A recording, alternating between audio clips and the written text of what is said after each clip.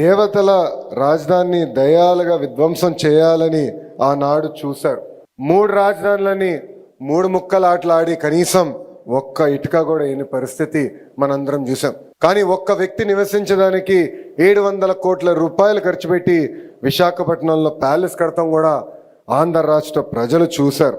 ఎన్ని కుట్రలు చేసినా, ఎన్ని ఇబ్బందులు పెట్టినా జై అమరావతి అనే నినాదంతో మనందరం కలిసికట్టుగా ముందరికెళ్ళాం.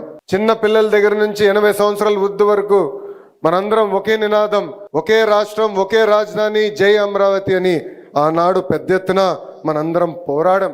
జై అమరావతి అన్నందుకు రైతులపైన కేసులు పెట్టారు.